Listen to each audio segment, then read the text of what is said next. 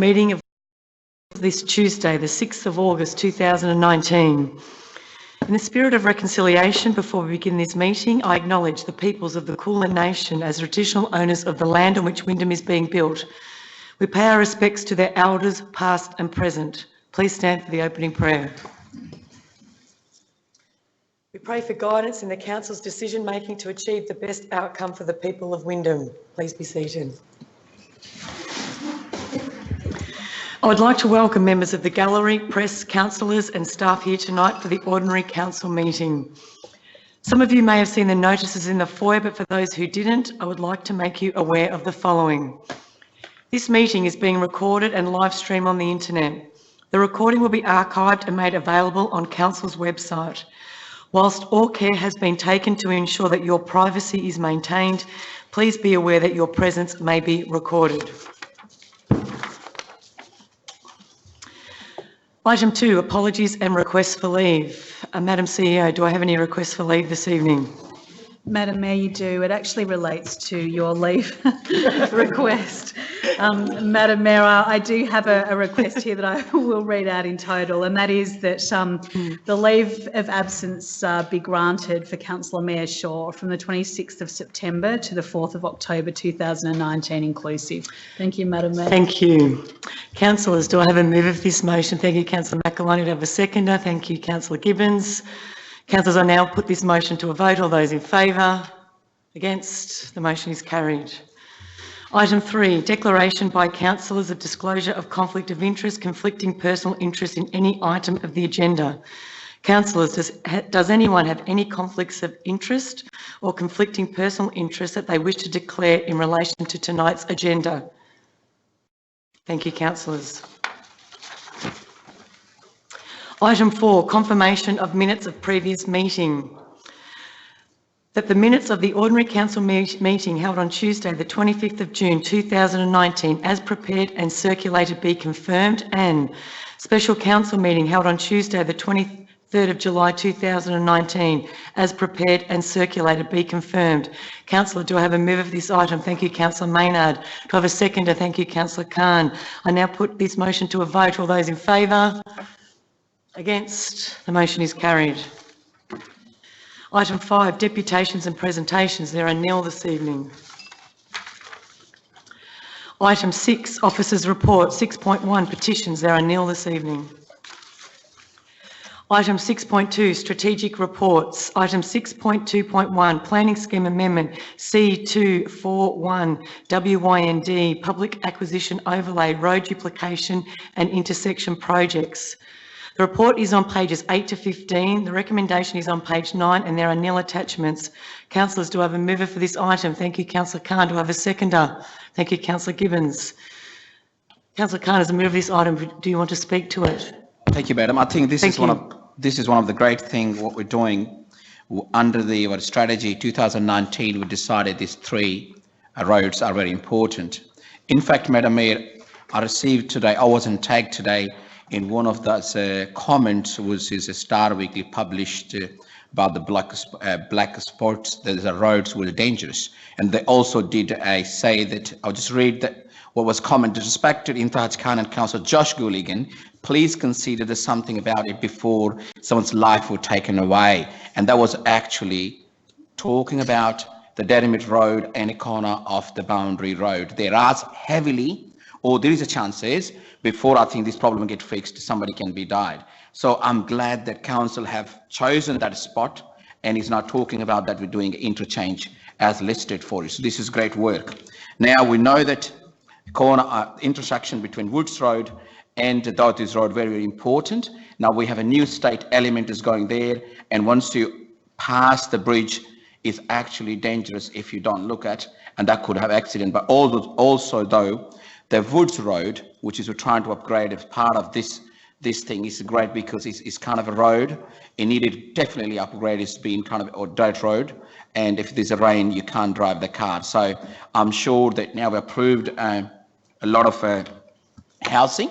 These 3 projects are really, really good projects, and good to see that, as is shown on pictures number 1, 2, and 3. It talks about where this parcel is going to be, or the money is going to be utilised once they get approved. So I'm good to see that council have listened, and it's really what public wants to see, that upgrade and acquisition by public acquisition, and then later on, of course, as upgrade.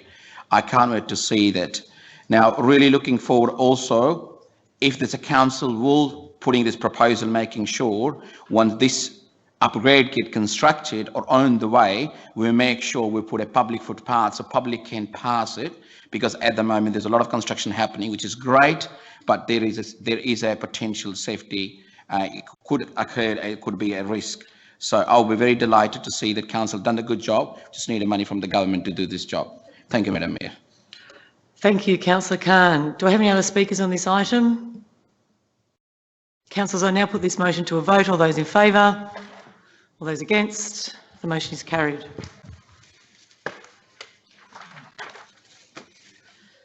Item 6.2, the draft Gender Equity Strategy and Action Plan. The report is on pages 16 to 19. Thank you, Councillor McElhinney. Do I have a second for this motion? Thank you, Councillor Gibbons. Councillor McElhinney, as the mover of this motion, would you like to speak to it? Thank you, Madam Mayor. Thank you. The draft Gender Equity Strategy and Action Plan is for everyone: girls, boys, women, men and gender diverse people. At its core, it is a document about human rights, fairness and equality. While we lead in many areas, we are the last in the Western region to release our Gender Equity Strategy and Action Plan, which has been in the making for over 12 months. Councillors are up to their second, third and more revised strategies. So the release of this Gender Equity Strategy and Action Plan for public exhibition in this city is an important one tonight. I'm proud to have chaired this under the Safer Communities portfolio and with you, Madam Mayor, sitting on the subcommittee. The draft strategy recognises that gender equality has negative impacts on all genders, not just women. Men are also faced with rigid gender norms associated with poor outcomes such as a risky behaviour, violence or higher rates of suicide. It does not seek to advantage or disadvantage on any gender, but rather remove barriers and create opportunities so all people can thrive and actively participate in the Wyndham community. I believe this to be one of the core fundamental principles of this council. Once adopted, it will be Wyndham's first gender equity strategy. The draft strategy recognises Council's vision, Council's various roles within the community and outlines many actions to be delivered within the community settings. It also recognises Council's role as the second largest employer in the municipality, employing many local residents, and as such, many actions have an interface focus. I hope the flow-on of this effect will be used as a guide for local businesses. Council has many positive gender equity stories, and the draft strategy aims to promote and continue to strengthen these. The draft Gender Equity Strategy and Action Plan has been developed over 18 months.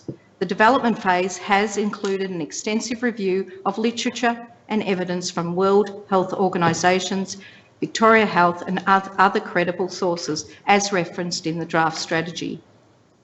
It is also grounded in a strong policy framework that is aligned with national, state and regional approaches to gender equity, including the National Plan to Reduce Violence Against Women and Their Children, the MAV Gender Equity Action Plan 2017 to 2020, Change the Story, a shared framework for the primary prevention of violence against women and children, and Vic Health's Gender Equity, Health and Wellbeing Strategy. The draft strategy reaffirms Council's commitment to the Victorian Local Government Women's Charter and to Preventing Violence Together 2030, the Western Region Strategy to Prevent Violence Against Women. Community consultation has been a key feature of this development phase. In May 2018, a range of community consultation sessions were held, including a consultation with Sons of the West program participants. A survey was also available on the Loop. A number of staff consultations also took place via 4 consultation sessions and a survey. To ensure the integrity of this draft strategy, we also established a subcommittee to oversee its development. The committee consisted of community representatives from Cultural Diversity, Safer Communities Portfolio, Women's Health West, West Justice, council officers and Councillor Shaw, representing a family-friendly portfolio, and myself. I can only say I look forward to formalising this strategy following the public consultation. Thank you, Madam Mayor. Thank you, Councillor McElhinney. Do we have any other speakers on this item? Councillor Hooper. Thank you, Madam Mayor. Initially, it was my plan to speak from the heart on this, but as this program could lose its PG rating, I think I'll stick to my notes. There are kids in this community that grew up in one or more homes filled with domestic violence. There are girls and boys both that have come to harm just walking home from school. Sexual assault is not limited by gender or age as well. There are many in this community that have survived all this as children. I know, I am one. So what I say is not a politician speaking. It's not craving for power, it is principle. As a principle, I'm not supportive of this strategy. Despite a very personal understanding, I cannot support poor policy wrapped up in the cloak of action on domestic violence. Policy that will cost ratepayers in staff resources and money. There are actions in this strategy stating council will spend resources in promoting female and gender diverse people to run for council. I have a hard time accepting that this organisation should have anything to do with spending money to encourage any people, regardless of where they come from, to run for council, or spending time and resources running seminars targeted at any individual identity group. Yet that's exactly what Objective 1.2 aims to do in this policy. Government bodies should not interfere with the democratic process. The voters of our community should certainly be respected more, especially as many of them gave Australia its first female Prime Minister. I do not believe it's appropriate for our buildings to be used for propaganda either, yet 5.1 aims to have art pieces paid by ratepayers to be placed on council buildings to do just that, no matter how noble the aim may be. Action items 6.1.1 and 6.2.1 both suggest the need to look at gender balance roles in council and in its business partners. Why? There are employment laws that we already have to follow. And if you look at page 8, we are kicking goals anyway. The report says we employ more women than men. 51% of managers and 62% of the executive are women. This is awesome. It's a story that should be celebrated. Why do we need to spend time and resources on a policy that we're already kicking goals on? And again, I think the people of Wyndham would want the best people for the job, not for KPIs to direct who is employed. It's an almost disrespect for male issues and female as well that I find through this document to be offensive, not to mention children and how their needs seem secondary. Suicide and mental health have impacted so many lives in our community. It's estimated 8 suicides a day occur in this country, with 6 of those as male. The phrase "man up" has a lot to answer for, and I had to kick myself at using that phrase today. You just start winding up, Councillor Hooper. Sorry, I'll start winding up. In a document about gender equity, it's telling that an issue so critical to our community that affects so many lives, the youth of our community, 40% of those Indigenous, and it's not even in there. I think we need to seriously look at what we're trying to do here and actually not reinvent the wheel, or not listen to other parts of Australia and actually address concerns and issues in our city. 400 kids a night. Councillor Hooper, I need you to start winding up. You're over your 3 minutes. Okay. Now, look, I've read that 31% of rough sleeper kids are actually fleeing domestic violence. Let's say to the state government, get a domestic violence refuge centre in here by the end of the year. I would proudly support that initiative. Thank you, Madam Mayor. Thank you, Councillor Hooper. Do you want any other speakers on this item? Thank you, Councillor Gilligan. Thank you very much, Madam Mayor. I too intend to vote against the proposed resolution tonight for a series of reasons. The first is, as councillors are aware, that I indicated last week in a briefing that I would like more time to consider this action plan, and was subsequently advised that that would not be possible, and therefore this would need to go to this chamber. That therefore removed the ability for us to debate the merits of this strategy and or action plan because it is a matter for an ordinary council meeting. My decision therefore to vote this down would enable us to actually get more time to consider this action plan, including a number of areas that I find highly concerning, one of which Councillor Hooper has touched on, particularly in relation to the use of ratepayers' funds for electoral resources of people running for public office. The other aspect, which I might say was due to intervention, was that there was an indication for the introduction of potential quotas, particularly in relation to the workforce of council. That is a highly controversial position to exist in a plan and does show that this does require further internal consideration before it's released for public consultation. This policy is projected to cost $60,000. I know for a fact that the Herald Sun has discussed at great lengths the gendered stereotypes by Yarra City Council costing $100,000 plus, and the impact that that is now having in relation to public division. I'm unclear as to whether or not the extent to which we would be resourcing beyond the $60,000, and again is why I oppose the resolution, because we simply have not had enough time to consult on this. So I've done the right thing by asking for that.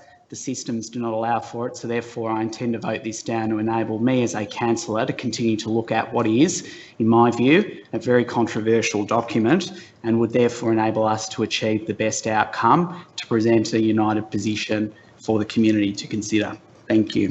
Thank you, Councillor Gilligan. Do I have any other speakers on this item? Councillor Marcus. Thank you. I wasn't going to speak, but I think Councillor Hoop and Councillor Gilligan have really articulated how they feel. I too feel this way, as most of you now know, that I am an ambassador for mental health.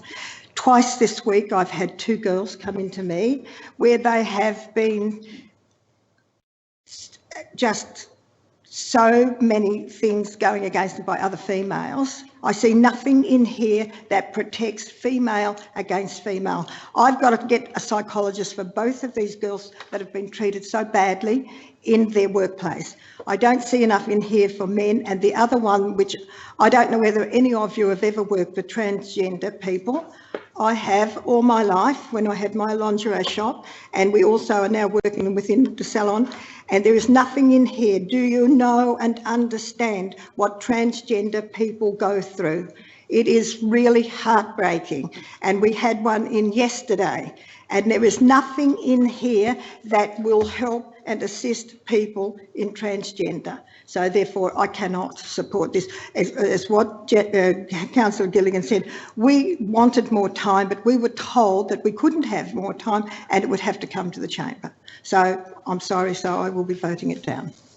Thank you, Councillor Marcus. Do I have any other speakers on this item, councillors? Councillor Maynard. Thank you, Madam Mayor. I must say that it's a lot of clarity in the room tonight. We must have, the speaker system is working extremely well, so my congratulations for that. I'd just like to say, I'm not going to speak at length on it. It's certainly, you know, some councillors have spoken for, or one has spoken for at this stage, a couple against.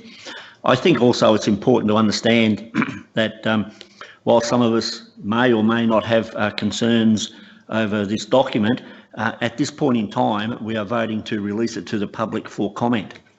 During that time, I'm of the opinion, and I stand to be corrected, that when it comes back to council, we will then have further opportunity to discuss it, and in the interim, we still have the opportunity to discuss it. Thank you, Madam Mayor.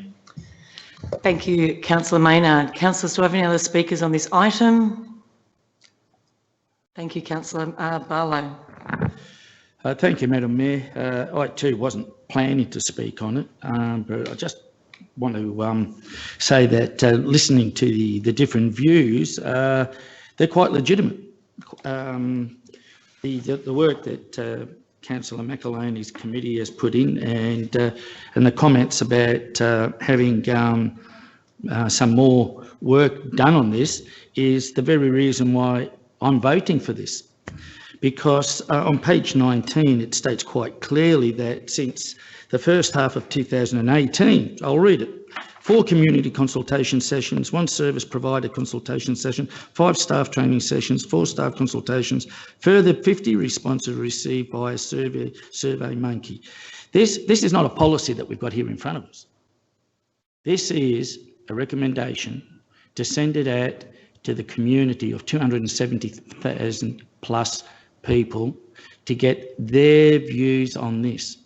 And to be honest, as a councillor, if I felt passionate either way on this issue, I too would be putting in a submission as an individual, not as in my position as a councillor, but as an individual, and having my say. I would then assume, a little similar to what Councillor Maynard said, I would then assume that at the end of 28 days, that this strategy and action plan would come back to councillors in our strategic meetings for further discussion, amendment, change wording, all the things that people have mentioned that they want to do or look at will occur on top of all of the work that's been done for the last 14 or 15 months on page 19, and also from putting it out and I'll wear my marketing hat here, into the marketplace to see what the community have got to say. The total community. One more minute, Councillor Barlow. Yeah. We may have 10,000 people respond to this. We may have, like on some of our reports, we might have 10. You know, that's how important it is to some people. But I will point out that 5 of the 6 councils in the western suburbs already have a strategy and action plan on this. The MAV, which is our peak body of the 79 councils in Victoria, have had a strategy since 2017. We're not reinventing the wheel. Nobody is going to suffer, I would think, that by going out to consultation. So if we support this, let it go out to consultation. I'm interested to see what my community have got to say about it, because to be honest, I think there's arguments for both sides. But until I find out what the people who voted me in have got to say about it, I won't know. So not voting for this today, winding up, Councillor and Barlow. then coming back to us, it's still only 11 of us, our own 11 individual views that we're going to be talking about. So I'll be voting for it because I want to know what the community think. Thank you, Councillor Barlow. Do we have any other speakers on this item? Councillor Khan. Thank you, Mayor. Look, I have listened to both sides of the comments, and I think it's a really great document going for a draft strategy for people consultation. They have 28 days to make decisions what they think about it. But I do agree with the Councillor Josh Cooligan what he says that, you know, we're spending money and it's going to cost us $60,000. I think I'm a great believer. Get it first right, and I'm sure that it'll come back again. So those people who hold the passion about it, we're going to come back again. It's not we're killing it. I think I have been convinced. I was thinking before voting for supporting this document, but Councillor Hooper and Josh Cooligan have convinced me to give a second thought about it, and I think I want to get it right. So my intentions I would be voting and supporting for Councillor Josh Cooligan and Councillor Tony Hooper's view. Obviously that Heather has spoken about it, how she feel about it.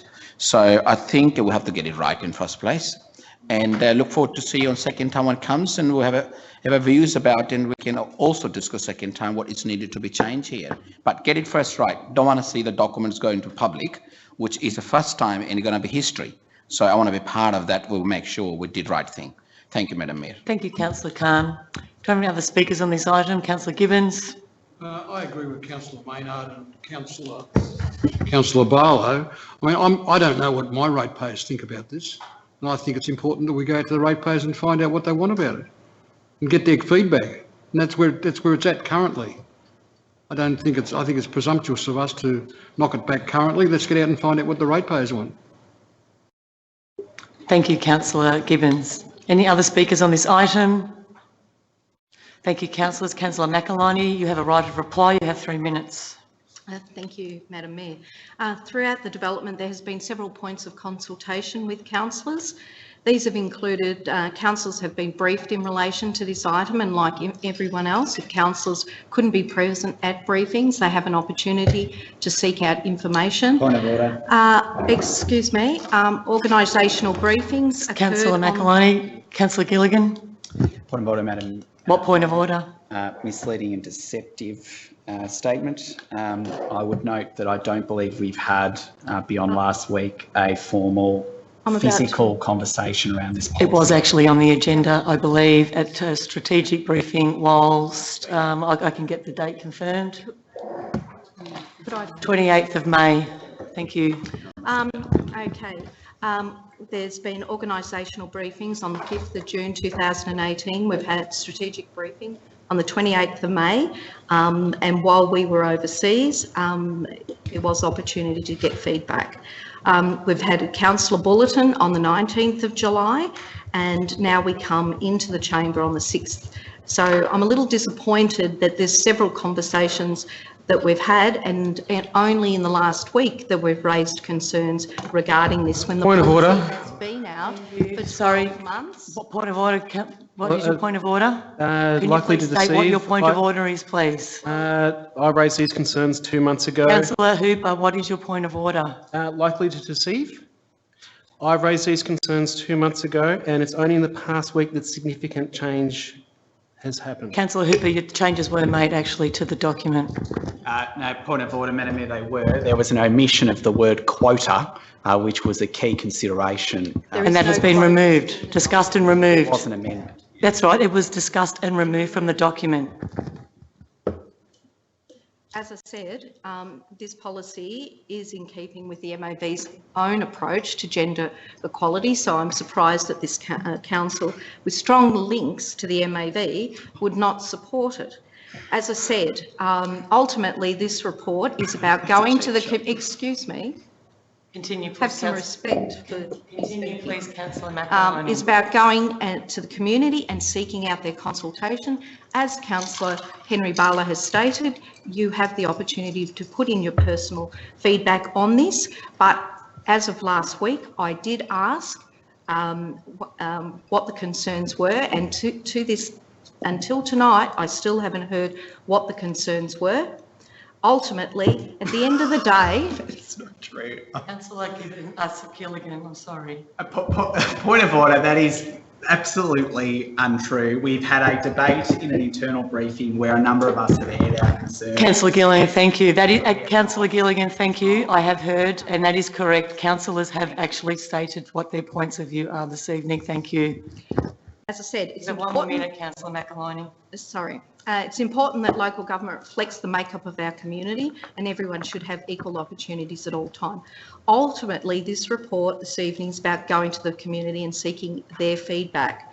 I have to say that I'm shocked that perhaps this might not be supported tonight. At the end of the day, we come together as community leaders in this chamber, and one of the core fundamentals, I believe, is that we stand elected, and we're elected people to represent everyone, and I mean everyone. We should treat everyone fairly, with dignity, respect, and regardless of their gender. So I hope that this report goes to the public. It's 28 days, and then I'm more than happy if you want to put your feedback in, but there has been numerous times in the last 12 months to provide feedback, of which you haven't. So thank you, Madam Mayor. Thank you, Councillor McAloney. Councillors, I'm now putting this motion to a vote. No, there's a cheap shot there. Councillor Hooper, I'm now putting this motion to a vote. All those in favour? All those against? The motion is lost. Councillor Maynard has called for a division. All those in favour of the recommendation, please raise your hand. Councillor Gibbons, Councillor McAloney, Councillor Maynard, Councillor Shaw, Councillor Barlow. All those against? Councillor Gilligan, Councillor Villagonzalo, Councillor Marcus, Councillor Arndt, Councillor Hooper and Councillor Intaj Khan. Thank you, councillors.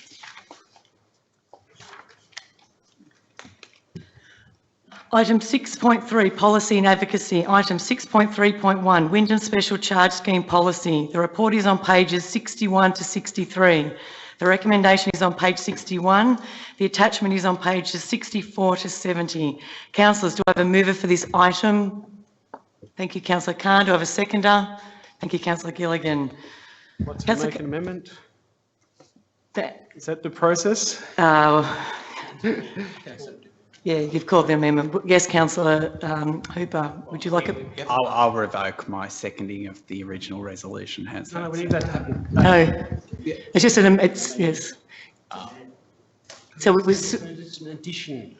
so Councillor Hooper, can you please put forward your amendment? I'd like to keep the motion as it stands, but add the extra line, the policy be amended to make it explicit that property owners can initiate a special charge scheme. Thank you, Councillor Hooper. Do I have a seconder for that? Thank you, Councillor Barlow. Madam Mayor, isn't you have the permission for the mover to get a permission for amendment? No, that's not my understanding. What happens is if this fails, then goes back to Okay, the- all right. So as the mover of the, yes? Yes. Okay, so as the mover, are you happy with the amendment? Yes, Madam Mayor. Thank you, Councillor Khan. Is the seconder happy? Yes. Thank you. Okay, thank you. And the mover is actually, so, Councillor Khan. Okay, thank you, Councillor Khan. Do you want to speak to this item? No, Councillor Khan. Is there still a substantial mover of the item? Yes. Fun and games. Yes, but it is Councillor Khan. Do you want to speak to this item? Yeah, I don't have anything straightforward. Thank you. Do I have any other speakers on this item? Councillor Hooper? Yes, Madam Mayor. Thank you. Look, I just wanted to highlight the amendment that I've done. Although the legislation actually has it built in where the community can put their hand up and initiate a special charge scheme, what we're doing, or what this amendment will do, is actually highlight the fact that the community has that power.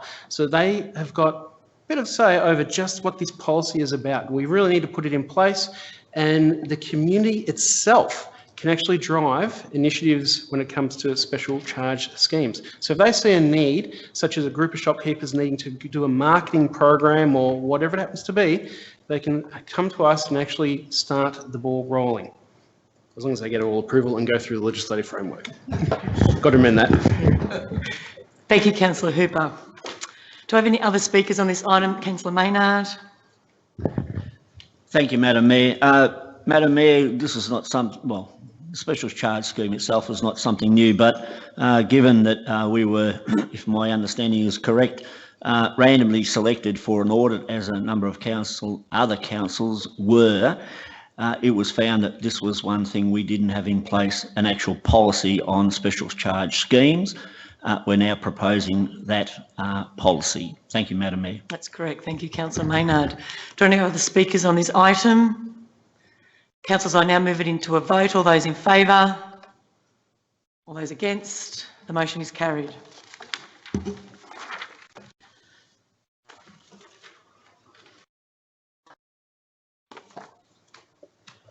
Item 6.3.2, Conflict of Interest, Compliant Process and Guidance Policy. The report is on pages 71 to 73. The recommendation is on page 71. The attachment is on pages 74 to 87. Councillors, do I have a mover for this item?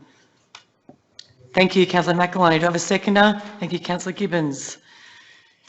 Councillor McAloney, would you like to speak to this? Yes. Thank you.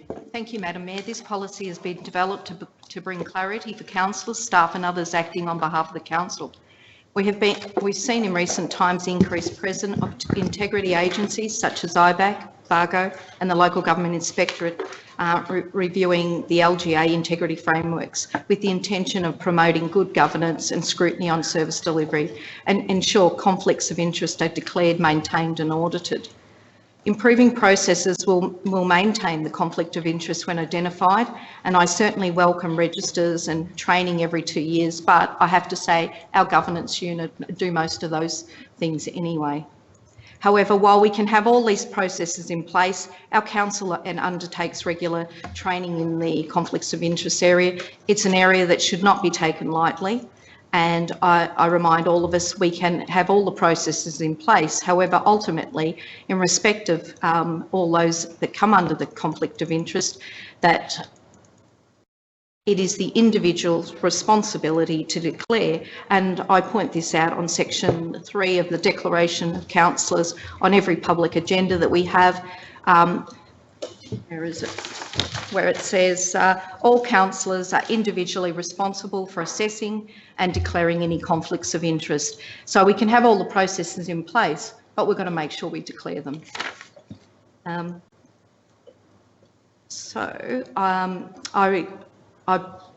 Subsequently, I'm happy to support this recommendation tonight, Madam Mayor. Thank you, Councillor McAloney. Do I have any other speakers on this item? Thank you, Councillor Marcus. Thank you. This is possibly the most difficult of all policies for council officers and councillors.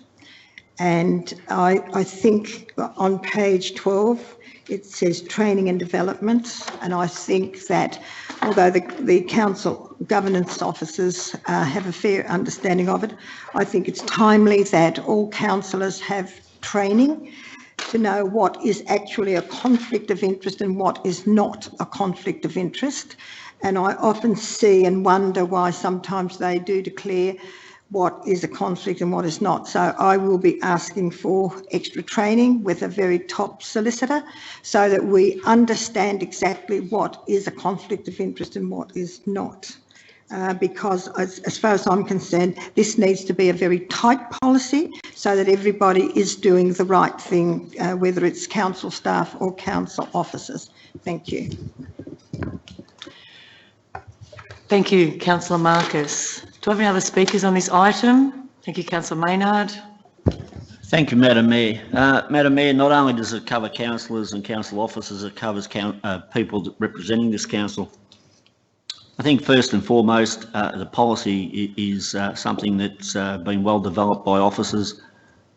The only thing that does dishearten me somewhat is the fact that we are one of the local government is the most heavily scrutinised level of government in the country. And I don't shy away from that. That's fair enough. We're dealing with people's money, public money. I just wonder why it doesn't apply the same to state and federal government, Madam Mayor. Thank you, Madam Mayor. I suppose we won't answer that question, but thank you, Councillor Maynard. Second that motion. Yeah. Are there any other speakers on this item? Councillor Khan. No, Councillor Khan. Madam Mayor, look, I think it's important to go through and understand what is a conflict. So it says in the documents clearly public duties and the private interest of the public official.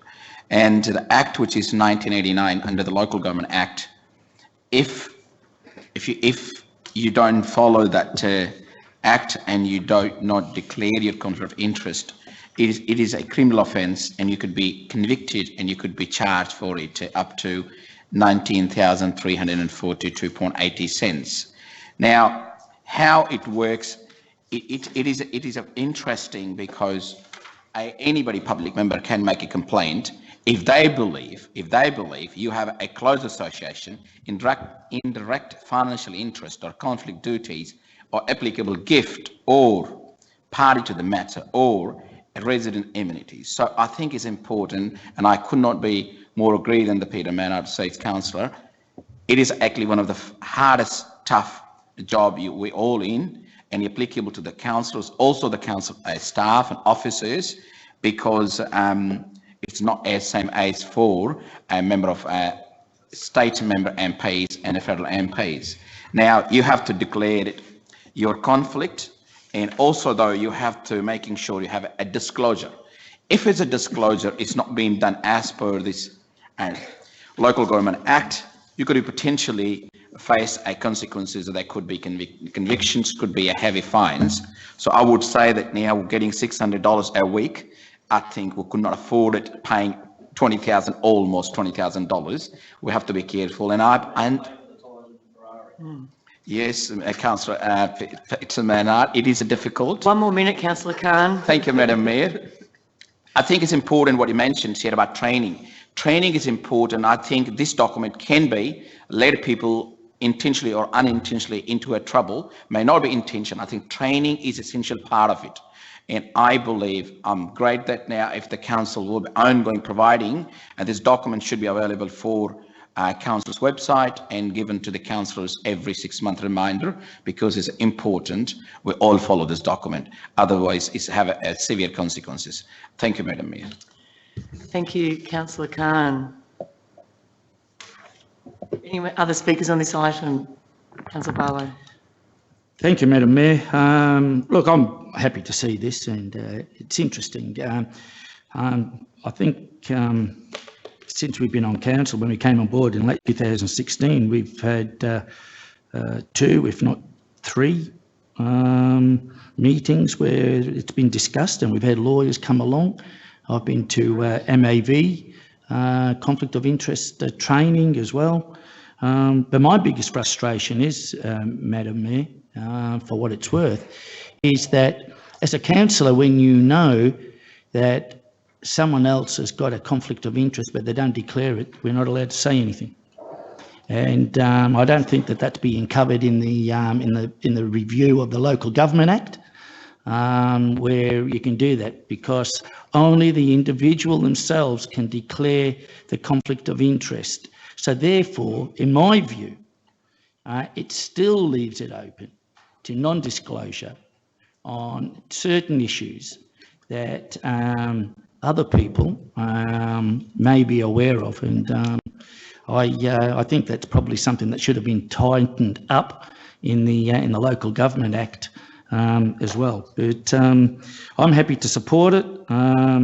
You know, when it does occur, that a conflict of interest is declared, and we know exactly what it is. But I'll look forward to the next training course, because one of the things I've discovered in 65 years of being born is you're always able to learn something new that you may have thought you knew before, but you didn't actually know it. And that's like an oxymoron, but I'll wear it.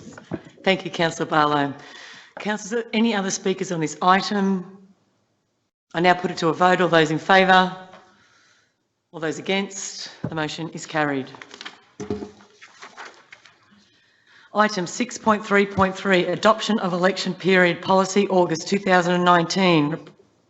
Councillor Gilligan? Oh, I intend to put an amendment. Okay, Councillor Gilligan? Oh, You're going to do that now? Yes, I can do that. Thank you. So, basically, I intend to move an amendment. 1, the council adopt the election period policy August 2019 as attached to this report, alongside the following amendment as follows, and that is that the definition of a candidate for the purposes of the aforementioned paragraph in 3.2 is to, sorry, let me start that again. So 1, that the council adopt the election period policy August 2019 as attached to this report, and make an amendment to 3.2, adding the following paragraph: that the definition of a candidate for the purposes of the aforementioned paragraph is defined in the Local Government Act 1989 Victoria. Are you going to put forward what that definition is, so we know what we're voting on? Okay. That's my amendment. Okay. So I'm assuming all councils are clear of what that definition is under the actual Local Government Act? Well, they should be, because we all signed a declaration. I understand, but it's a big big document, and I just thought it might need to be clear for the amendment. Yeah. Okay. I'm happy to discuss. Okay, that's fine. All right. Has anybody got it in front of them to read it out? Yep. Not this time. So I'll let Councillor Gilligan. Yeah. So Councillor Gilligan as the mover of this item. Thank you, Councillor Gilligan. Do I have a seconder? Thank you, Councillor Khan. Councillor Gilligan, as the mover of this item, would you like to speak to it? I do. Thank you very much. Thank you. You have 5 minutes. Madam Mayor, thank you. I think Councillor Maynard has put it quite rightly that in some respects local government can be very much over-regulated, and I believe this policy is a good example of that with regards to 3.2. I do accept, though, that there are some concerns in relation to ensuring that we regulate and protect as much as we reasonably can, that no candidate uses council resources for their own benefit or, again, particularly in the context of an election. I accept that as certainly being a view that would undoubtedly be universally shared, although I would argue that there are unintended consequences with the notion that that would exist throughout a council term. That is, that the ordinary person who would read that would believe that councillors cannot, for example, advocate for council policies pertaining to electoral material, which is outlined as one of the examples of what a councillor may or may not do. Let me rephrase, a candidate may or may not do. The other concern I have as to why I'm adding this in is making it clear that a candidate versus a councillor, that they are distinguished for the purposes of this paragraph. I also wish to note for the record that I could not find any other council that was as prescriptive as we are being for the purposes of outlining such restrictions. And I also have concerns that this paragraph would, in some respects, contravene the notion of councillors seeking candidature in internal council elections. The paragraph does make reference to candidates, but it doesn't explain a candidate. For example, if I'm an MAV candidate in the context of me being a councillor, I have concerns that the ordinary citizen would ask the question as to whether or not I can or can't use council resources for the purpose of that election. Now, this is the inevitable consequence of when we overregulate and the ordinary person gives considerations to looking at policies such as this. We have to accept that residents are very cluey people and will pick up these policies and have a read of them and may interpret it a different way. In my view, this amendment does strengthen the distinction between a councillor and a candidate, and it clearly shows that this paragraph is in relation to a local government general election, as opposed to an election that pertains to, say, the MAV, NAGA, VLGA, and there are a number of us that have, for the purposes of promoting council, engaged in elections that could be perceived to have used council resources for that purpose. And I have concerns that this paragraph would leave us open to interpretation as to whether that would be appropriate or not. Now, whether it is in a legal context is different to the public consideration that I think that this paragraph inevitably gives. So what I'm seeking to do is take into account the points that councillors have made about ensuring the integrity of this particular paragraph, and I completely accept that, but really making the distinction between the notion of a candidate and a councillor so as to make sure that we don't get caught up in this paragraph, this policy. Thank you. Thank you, Councillor Gilligan. Councillors, do I have any other speakers on this item? Councillor Barlow. Madam Mayor, just a point of clarification in that we're talking about an article that's in the current Act, Local Government Act of 1989. Is that particular section amended or changed in any way in the new Local Government Act that's going to go before Parliament in the next couple of months? Because if it is, and that gets passed, that would then make this item null and void. And the policy. And the policy. In its entirety. Well, if you amend. So can anybody throw any light on that article, or whatever you want to call it, in 1989, as to, is that going to be changed in the upcoming legislation? And if it is, can this policy come back and be amended? Through you, Madam Mayor, if I may just respond to that for the purpose of clarification. There would be a number of policies that may be considered to require amendment post the adoption of new legislation at a state government level that council officers would advise you on upon, I guess, that having, been made legislation via state government. So we'd take that on board with any policy pertaining to any amendments of the Local Government Act and bring back those that were related or impacted by any change in legislation, like we would with a range of other matters that were impacted in one way or another as a result of new legislation being introduced into Parliament. Thank you, Madam Mayor. I hope that clarifies. Yeah, it clarifies it for me. Thank you. Thank you. Are there any other speakers on this item? Councillor Maynard. Thank you, Madam Mayor.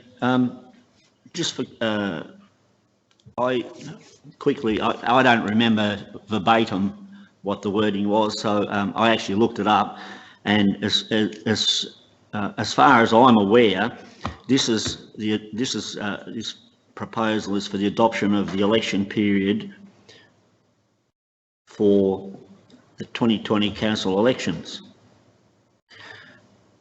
So a candidate, and if I'm looking at the right section 24 nomination form, it defines a candidate who's as someone who is nominated on a form in writing with the following details: their name, the relevant name of the council, which municipal district, which ward if relevant, the full name of the candidate, and the address. And to me, that tells me that when if and when I or another resident nominate as a candidate in the next council elections, then I become a candidate, councillor or not, from the period defined.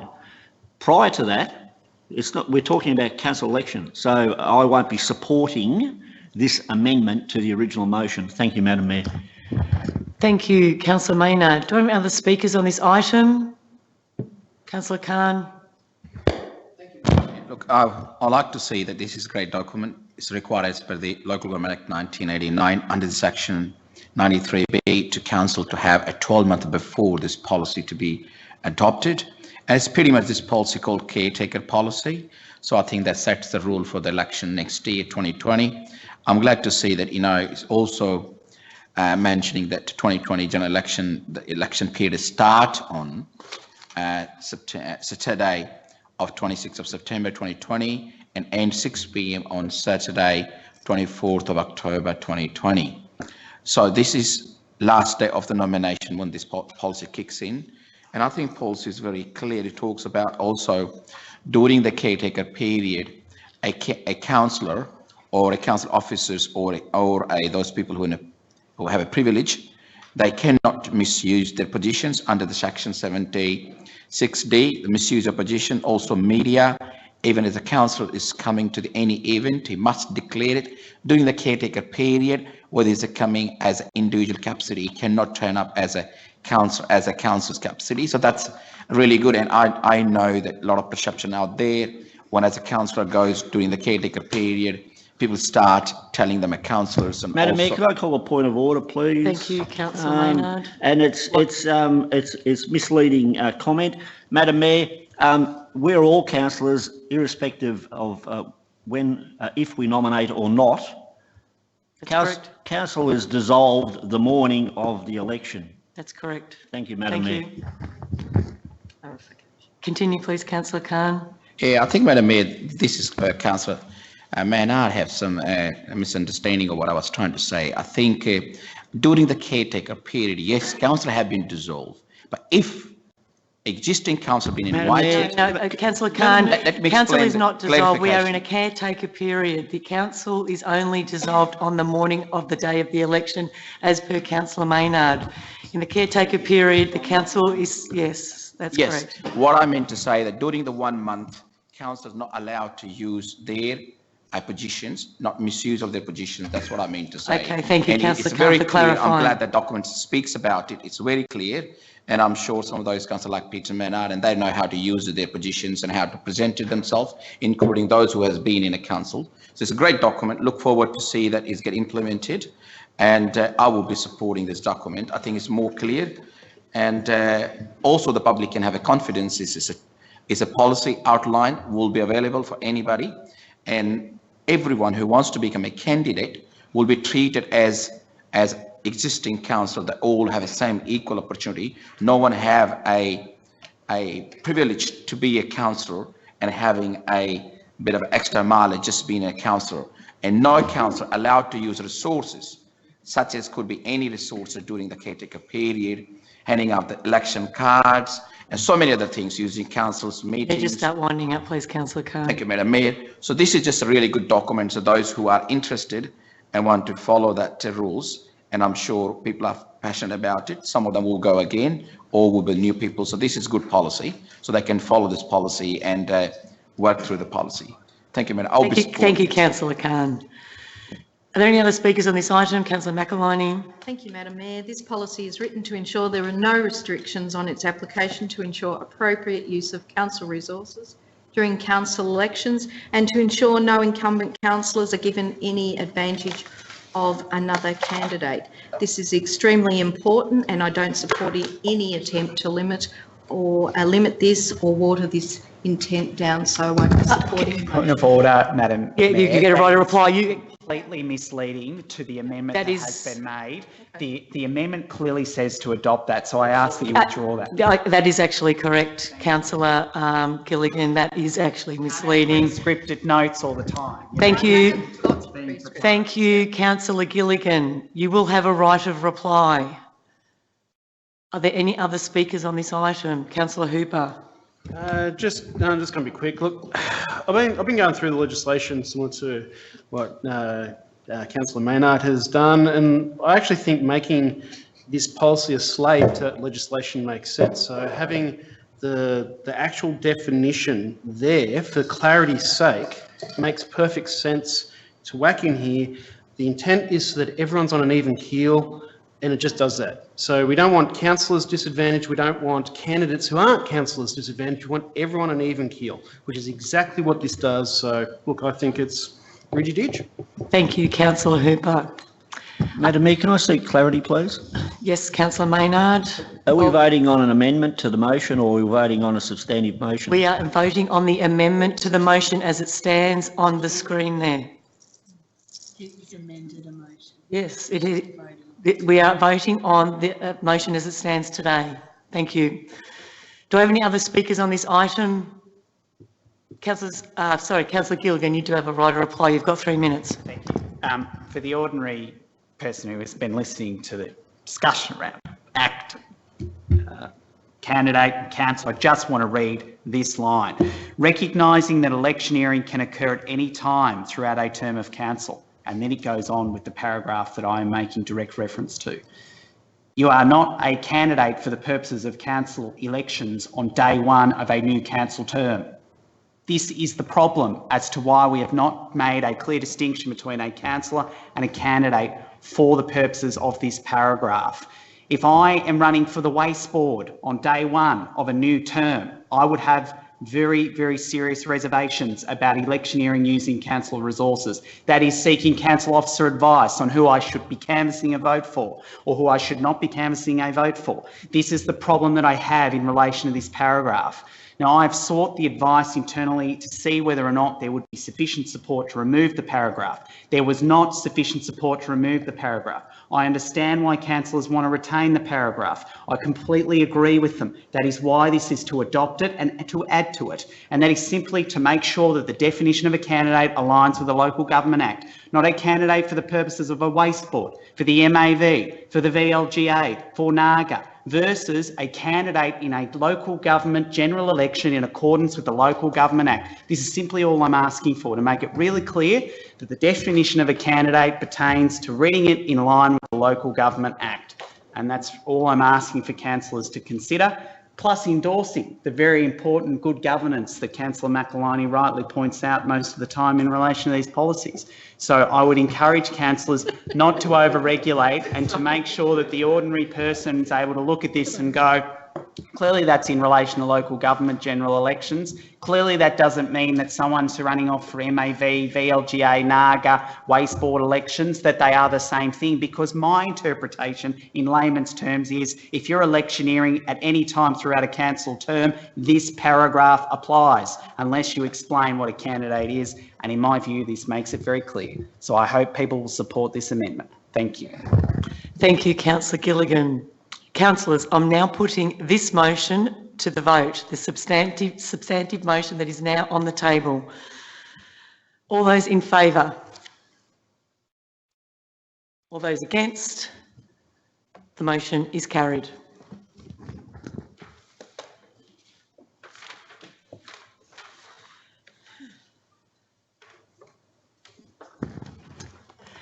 Item 6.4, strategic and town planning, there are nil.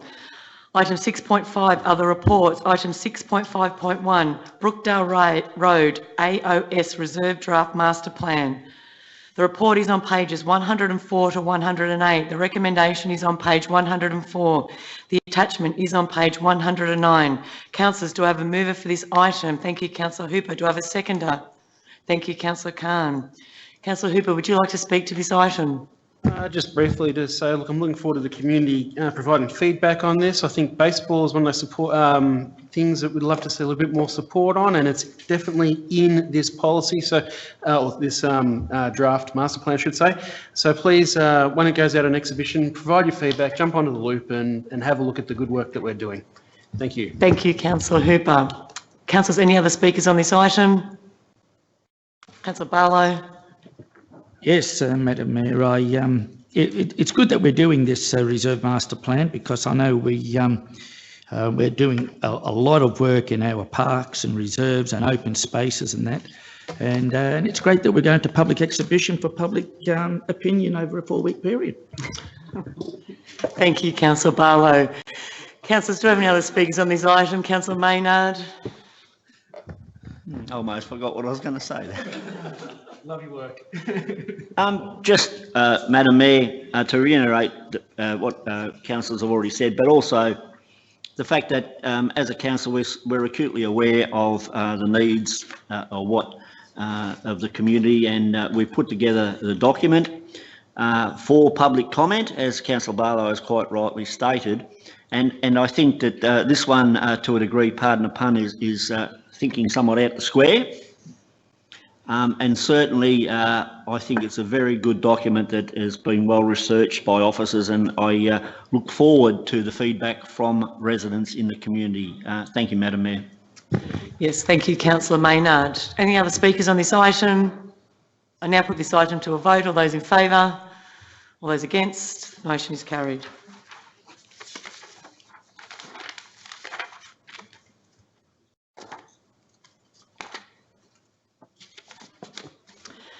Item 6.5.2, Urban Development Institute of Australia and Victorian Planning and Environmental Law Association Study Tour, June 2019. The report is on pages 110 to 114. The recommendation is on page 111. Attachments nil. Councillors, do I have a mover for this item? Thank you, Councillor Barlow. Do I have a seconder? Thank you, Councillor Maynard. Councillor Barlow, would you like to speak to this?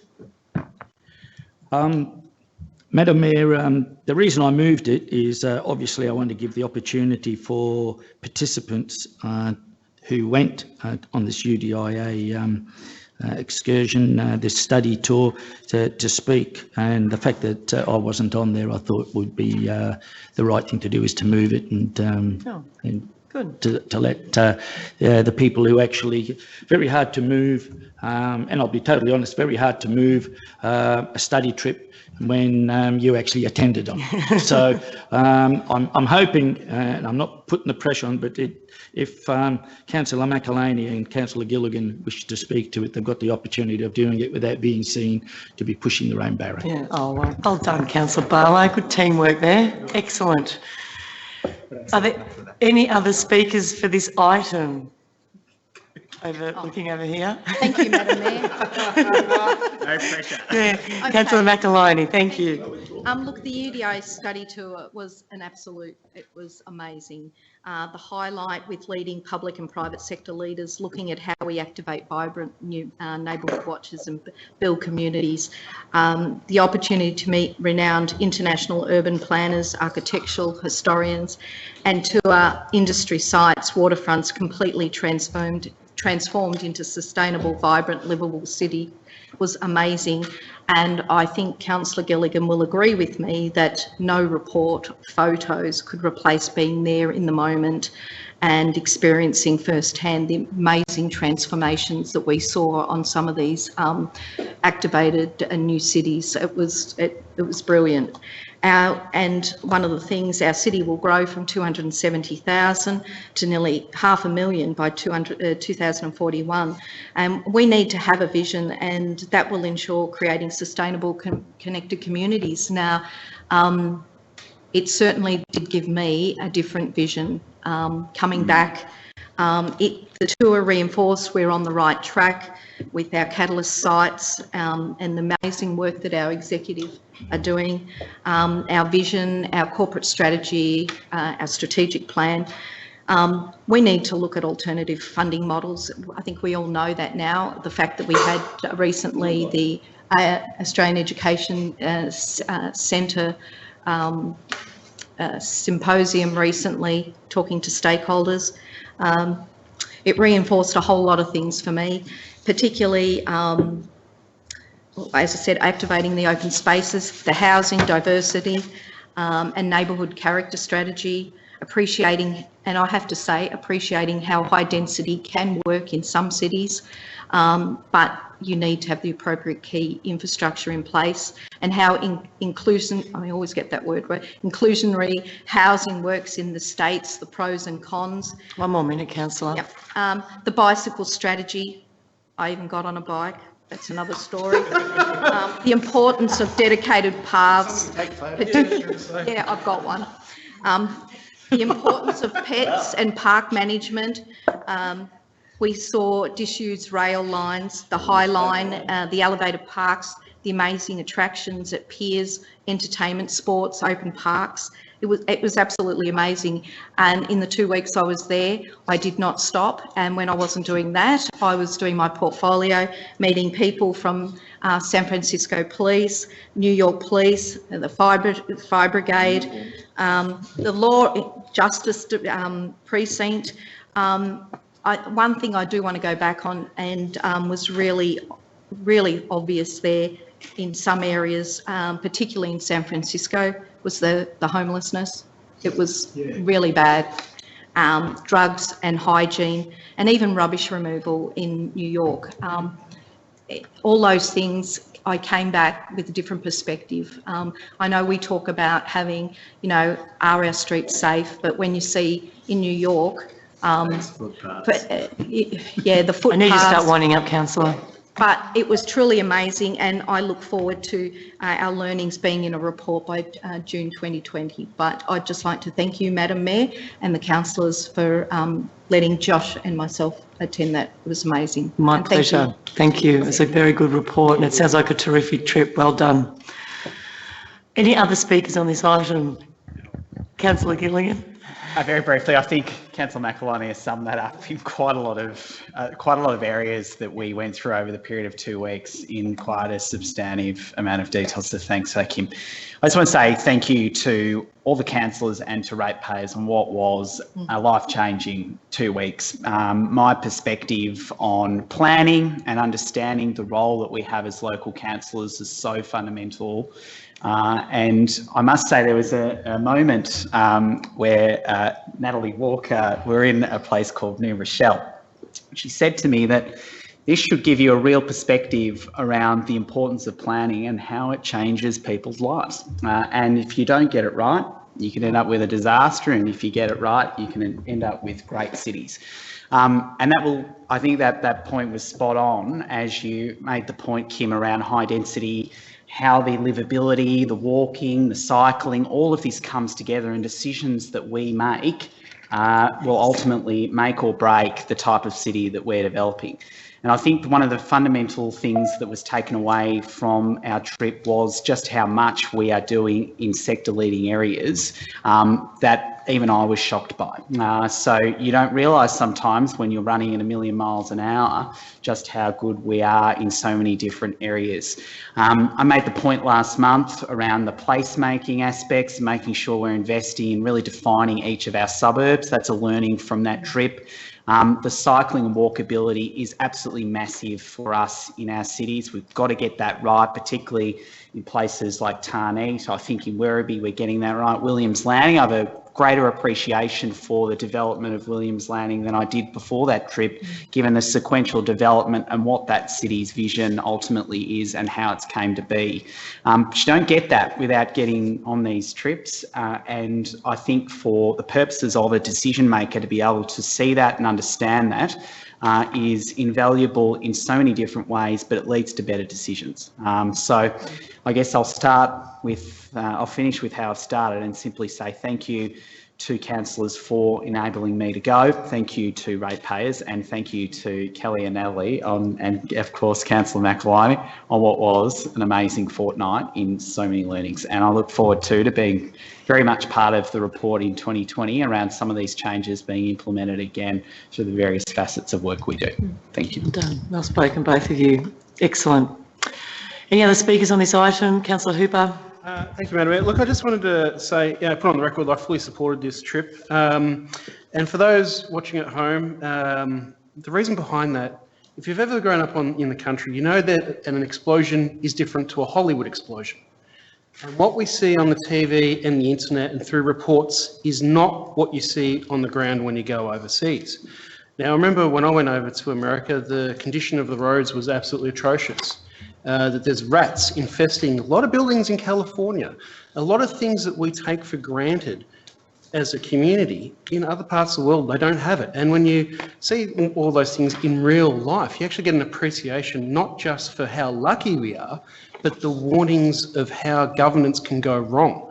So I think it's absolutely critical that we invest in our people and make sure that they have those experiences to pick up what other places have done wrong, so we avoid those pitfalls, so ratepayers aren't spending much more to rectify a problem that we could see firsthand.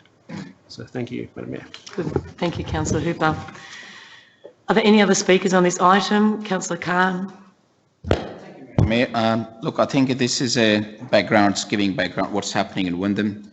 Everybody knows 98 babies born, current population is 270,000. And in years to come will be size of the Canberra. Now we know that now the Wyndham is only place where it takes the highest amount of proportion of time to get to the city, 2 hours. So we know that now here public transport is quite poor compared to the congestion is quite high. Now this kind of study tour can relate how other cities like Wyndham and Melbourne or Geelong, how they're dealing with it, and we can relate to how other countries such as USA and especially the New York and San Francisco, how they're dealing with it. The interesting part is now it talks about now urban, so obviously those study tour will have kind of insight of how the urban future or the urban developing countries like USA. Obviously though, I'm glad that we had sent out 2 councillors, but I believe what we should do in near future, because those people who actually do policy makers like councillors, also we need to have stakeholders. I would be delighted to see that in near future, if the tour like this, which is benefits the entire resident and obviously everybody, if we can have input or take along with for example, the property developers, for example, the more stakeholders, those who's going to put input in our city, because they are what the people who creates the conditions or can be educated them, so how they would work with the council and how they can make changes in our society. So I'm sure that, thank you, Madam, I'll be quickly wrapping up. I know that now the policy have cost $58,000, $612.89. So we know that now this is a significant amount of dollars we have spent it from the ratepayers, and I'm sure that, if you go USA, it does cost a bit of money, it can't be cheaper. But definitely we look forward to see that this kind of more tours who can benefit the communities, and we can have a more participation from the stakeholders. So that means the public can have a more confidence saying that, if we spend it $58,000, what we're getting out of it. Thank you, Madam Mayor. Thank you, Councillor Khan. Are there any other speakers on this item? Councillors, I now put it to a vote. All those... No. Well, no, I don't think anyone has indicated they're not supporting it. Yes. Thank you, Councillor Barlow. Good try. Thank you, Councillor Khan, for that. And I'm now putting this motion to a vote. All those in favour? Those against? The motion is carried. Item 6.5.3, Councillor Expense Report, 1 January to 30 June 2019. The report is on pages 115 to 118. The recommendation is on page 115. The attachment is on pages 119. Councillors, do I have a mover for this item? Thank you, Councillor Barlow. Do I have a seconder? Thank you, Councillor Gibbons. Would you like to speak to this, Councillor Barlow? Self-explanatory, Madam Mayor. Thank you. Any other speakers on this item? Councillor Khan. It is important to speak about how much you're spending each councillor. So I think some of the figures are here are very, it's alarming, and I like to say that it's put on record now that some of those are not spending ratepayers' money. It's important to see that, and I'm only speaking to the facts now. Some of our fellow councillors have spent $15,728.44. So that is a total amount. And also, though, some other have spent that sort of dollars, and it's all clear outline here. But I would like to see that, Madam Mayor, some have spent less, but doesn't mean to say that those councils spend more. They have not done the work. I think there are some expenses not for personal users occurred during the work, or they've gone to overseas, and reflected in that. So I'm pretty happy about it, Madam Mayor. My expenses not much as other people's. So yeah, I'd like to see that more we can reduce it. Yeah, So can you please state what it is? Yes, Councillor Khan. misleading. Only expenses. Sorry, Councillor McAloney's put the point of order in, and let's listen to what she has to say, please. We just need to make it clear that councillor expenses are expenses that are not private. That is correct, Councillor McAloney. That is correct. So who said it's a private? You were talking about personal expenses. I said that's not a private. I said this not a private. Who said that is a private? It sounded like you said about personal expenses. No, That is correct. It is about our councillor expenses. I think, Madam Mayor, Councillor Khan, is there anything else you want to give? Yes, you do need to thank you, sum up Madam Mayor. now. Look, what I to say that if some of those council expenses are higher, that doesn't mean to say they're personal or they're private. They are actually during while they're working it, so that includes. They are councillor expenses. Correct. That is right. correct, yes. Thank you, Madam Mayor. Councillor Marcus. I just want to follow on from what Taj was trying to say to us. When we came into council in 2005, we made an agreement that we would pay for everything ourselves. And I promised the ratepayers 4 years ago that I would do that. And I just want the ratepayers to know that I do go to nearly every event, but I pay every cent myself. Thank you, Councillor Marcus. Are there any other speakers on this item? Councillor Maynard. Thank you, Madam Mayor. Madam Mayor, I'll draw attention to my expenses. My expenses are $4,500. I'm not going to throw anyone else under the bus. Those $4,000, I can provide the necessary information to show that those expenses were incurred in performing my role as a councillor. My income is my council income. So, if I'm attending an event as a councillor representing this city on behalf of ratepayers, and the expense is warranted and valid, then I'll incur it. I'll just reiterate too that the fact that, there are some that might have, under $400 expenses, it certainly doesn't mean they're not doing anything. It certainly doesn't mean that those who have the expenses that are higher than that, we would infer in any way, shape or form that they're doing anything that they shouldn't be. These are legitimate expenses, and they go to our Audit and Risk Committee. We supply them to whoever else the regulations say we have to. And Madam Mayor, there are some of us who may want to go on a trip, but don't have the funds to pay for that trip. Now, I would not have the funds to pay to go on a study tour of America. If I did, I might pay for them myself as well. But I don't see that I should be precluded from going on that if I had have wanted to, because I can't afford to pay for it. Thank you, Madam Mayor. Thank you, Councillor Maynard. No, Councillor Khan. No. What would be the point of clarification? I'd like to see that there's item says membership $995 listed against number of councillors. What is membership for? There's on a column here, membership $595. Some of those councillors, not everyone, so those have a membership. So just like to say, what is I believe it membership? is the Australian Institute of Company Directors, Councillor Khan. Oh, thank you, Madam Mayor. Thank you. Should have a membership. Thank you. Thank you. Councillor Gilligan. Thank you. I just want to thank Councillor Maynard for the comments that he has just made, because I do appreciate that, and as someone who has one of the higher expenses for this half year, I certainly understand that every cent that you spend is obviously ratepayers' money. I do it as diligently as possible.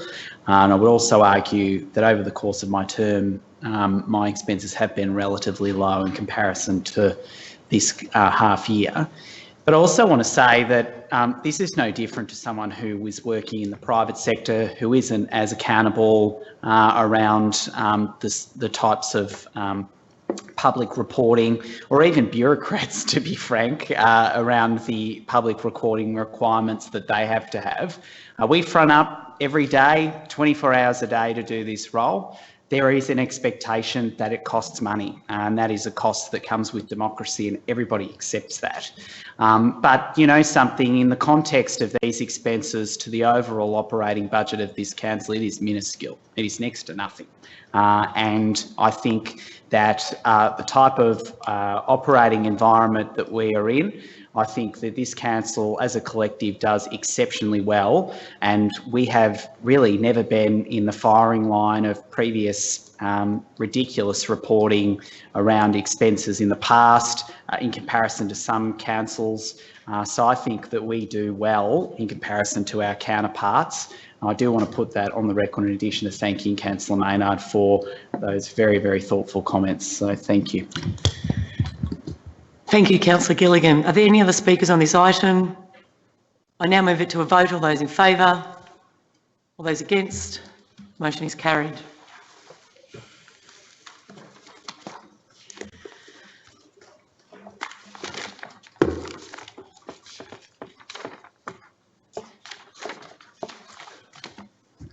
Item 7, notices of motion, there are nil. Item 8, Council Seal. Oh, sorry, I've missed one. I do apologise. Thank you. Thank you. I do apologise. I've skipped ahead one. Item 6.5.4, Assembly of Councillors. The report is on pages 120. The recommendation is on page 120.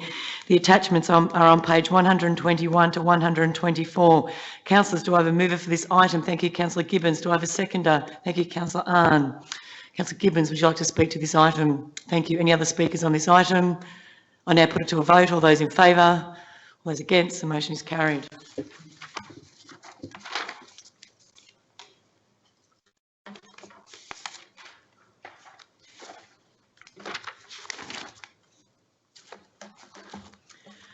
Item 8, Council Seal. Item 8.1, awarding of contract C2015/18, Ecological Restoration Services Land Protection Grant Scheme Panel Arrangement. The report is on page 152 to 132. The recommendation is on page 126. Attachments nil. Councillors, do I have a mover for this item? Thank you, Councillor Barlow. Do I have a seconder? Thank you, Councillor Hooper. Would you like to speak to this item? Nope, self-explanatory. Thank you, Madam. Thank you. Any other speakers on this item? I now move it to a vote. All those in favour? All those against? The motion is carried.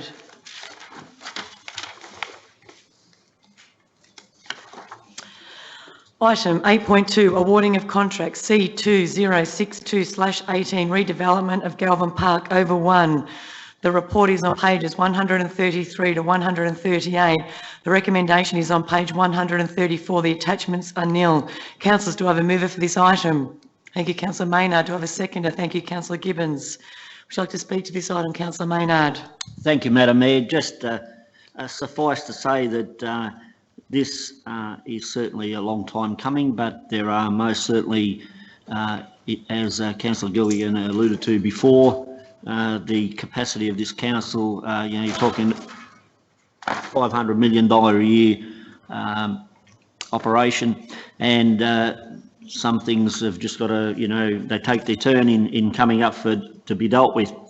This is certainly one more step to finalising the Galvin Park precinct, the sporting precinct. There are a number of other items that are quite in need of addressing, and we are doing that.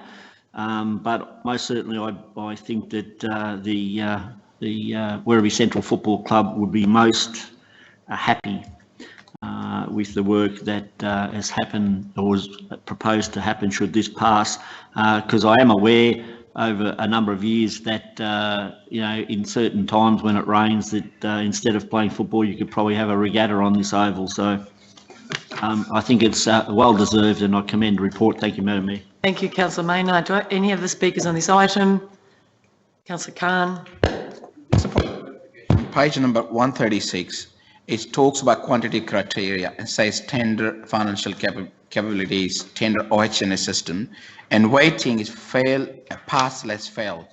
So if I were supposed to read this, is a pass or a fail? It says slash. It is actually just stating what the following criteria was. It's actually an example of what they were weighted against. It's not one of, it's... Yeah, that's right, Madam Mayor. It talks about on the bottom 55 and 45 makes 100, but just on quantity criteria, it did say pass and fail. So maybe if Director can explain it. It's actually... Madam Mayor, can I clarify that for Councillor Khan? Because these are the percentages that the people who are organising the tenders work on. So, for example, environmental management system is 10% of the total of who should get it. Sorry, Councillor Khan. Because you're off track, brother, I'll tell you. Councillor Barlow. Sorry. I think, Madam Mayor, my question was not, it's self-explanatory what Councillor Henry has said it. On that page and column is 10%. I can read, understand.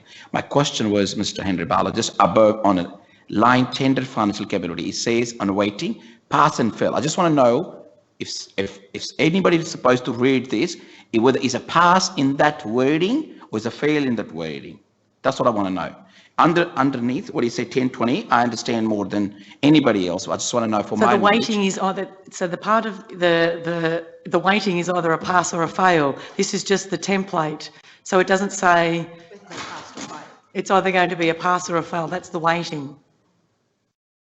Okay, Madam Mayor, that's fine. Okay. Thank you, councillors. Are there any other speakers on this item? Councillors, I'll now put it to a vote. All those in favour? All those against? The motion is carried. Oh, sorry, Councillor Khan. I would like to note it abstaining. Division.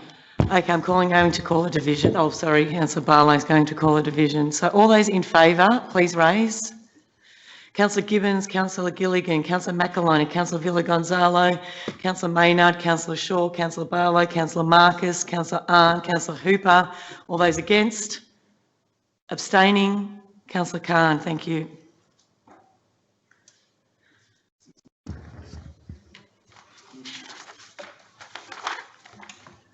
Item 8.3, awarding of contract C2069/18, reconstruction of Beckford Close, Goshawk Court and Talon Court. The report is on pages 139 to 142. The recommendation is on page 139. The attachment is nil. Councillors, do I have a mover for this item? Thank you, Councillor Hooper. Do I have a seconder? Thank you, Councillor Gibbons. Would you like to speak to this item, Councillor Hooper? Thank you, Councillor Hooper. Very straightforward. Are there any other speakers on this item? Councillor Maynard.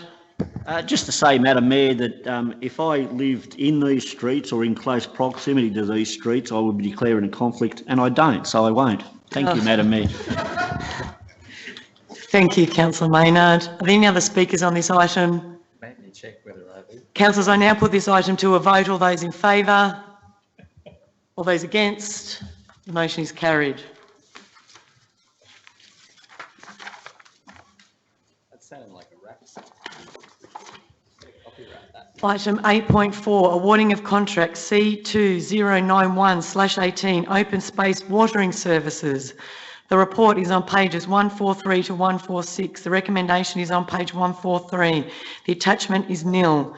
Councillors, do I have a mover for this item? Thank you, Councillor McAloney. Do I have a seconder? Thank you, Councillor Councillor Gibbons. Would you like to speak to this item, Councillor McAloney? Yes, please. Thank you. This report is timely given that we've just had National Tree Day. The open policy watering contract is an important contract to ensure continuity and amenity of the city. Wyndham has increased its tree planting significantly in the last 2 years to approximately from 7,000 to now over 11,000 plantings, with an increase in street plantings and also planting as part of Wyndham Parks 2021. Wyndham experiences, most will know, less water than Melbourne and the eastern suburbs, and there are periods where up to 3 months where we have little rainfall. So it's important how we manage our plantings and watering program. This is a cost-effective way to keep plants alive, protect our investment in providing plants to green Wyndham and support the overall beautification of the city. These services are used for watering of our garden beds and rejuvenating our trees that need additional watering following our 2-year establishment period. I'd just like to say we've got a number of processes in place to manage outcomes and intervene. The contracts have a number of KPIs, and this council has made a significant investment in plantings in the last term, and I will be supporting this, awarding this contract tonight. Thank you. Thank you, councillor. Do we have any other speakers on this item? Councillor Maynard. Thank you, Madam Mayor. Just to add that, as Councillor McAloney, this report coming to council is timely. I think it's important just to add that there have been times previously where we have seen, or residents have noticed, people watering trees when it's raining. The reason why that occurs, Madam Mayor, is because we're looking after a council asset and they need a specific amount of water at given times, and the fact that it's raining does not guarantee that they're getting that. So we are whilst it does look a little strange, we're certainly making sure that our assets in this regard, trees, are most certainly preserved. Thank you, Madam Mayor. Thank you, councillor. It is a good point, actually. Do you have any other speakers on this item? That's right. Councillor Villagonzalo. Thank you, Madam Mayor. I am supportive of awarding this contract. Just to say that contracts like this is maybe I'd like to see in the future that we would look at local suppliers. We have a social procurement policy, and I'm sure there would be some organization or small businesses in our area that would be capable of doing this. I've looked at the companies that are in this document, and I do not see any local business here. So I just want to see that in the future we would use our budget to look at supporting our local businesses. Thank you, Madam Mayor. Thank you, councillor. Any other speakers on this item? Councillor Marcus. Thank you. Perhaps with that question that Councillor Walter Villagonzalo put forward, can we please be advised if there were locals that didn't fit the bill, just to make sure, or perhaps there's none here in this city that measure up, so that would be good to know. Councillor, we're not going to... No. Not now. No, I'm just asking a question. Well, I don't think we're going... And CEO. No, I'm just asking a question. If we could have notification if the locals here do watering services. That's all I want to know. And now I will go on and say what I want to say. Okay, so I wasn't sure if you were seeking clarification on that now or just as well. part of... No, not right now. Okay, that's okay. I'm just getting clarity. Yeah, so it would be good to know, because we're talking about employing all of our local people, and if they are here and they might not have applied, they mightn't be good enough. but that's all we need to know. Okay. I think it's really important that we have this service because Wyndham is 2 degrees hotter than the eastern suburbs. And if you go to the eastern suburbs and you see all their beautiful leafy green trees and you come back here, it's very dry. This is what we need to concentrate on because trees are very good for the health, they're good. And if you go out at 6 o'clock in the morning to walk, you've got beautiful clean air because the trees have been really busy all night and making the oxygen much cleaner and clearer for you at 6 o'clock in the morning. So it is vitally important that we make sure that we have our trees in. They do need looking after for the first 2 years of their lives. And so once their roots can go down to find the groundwater, well, that's fine. But well done to everybody in that department because it's vitally important that we do have this as a much greener city than what we've got it at the moment. And I'd also like to just say that we'd like to see some exotics, not just all gum trees. Thank you. Thank you, Councillor Marcus. Councillor Khan?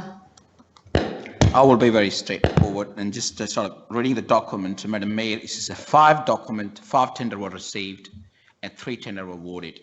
And tender was advertised for 1st of June 2019 to the close of 26th of June 2019. So it's 25 days tender were advertised as per the record.